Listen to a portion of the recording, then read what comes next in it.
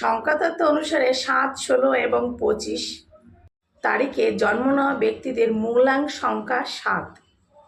আর এই সংখ্যাটি কেতু গ্রহ দ্বারা শাসিত হয়। আর এই ৭, ১৬ ও ২৫ তারিখে জন্ম নেওয়া ব্যক্তিরা যে কোনো বিষয় নিয়ে অতিরিক্ত বিশ্লেষণ করেন।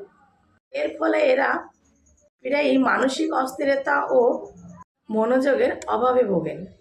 এরা নিজের অনুভূতি বা কষ্টগুলো সহজে কারোর সাথে প্রকাশ করতে পারেন না।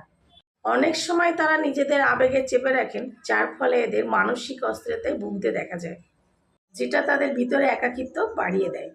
এই ৭, ১৬, ২৫ তারিখে জন্ম নেওয়া ব্যক্তিদের চিন্তা করার ধরন সাধারণ মানুষের চেয়ে কিছুটা আলাদা হয়। কোনো কারণে চূড়ান্ত সিদ্ধান্ত নিতে গেলে এরা দ্বিধাদ্বন্দ্বে ভুগতে দেখা যায়।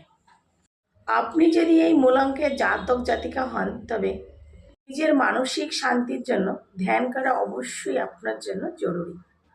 আপনার জন্ম তারিখ কি ৭, ১৬ নাকি ২৫?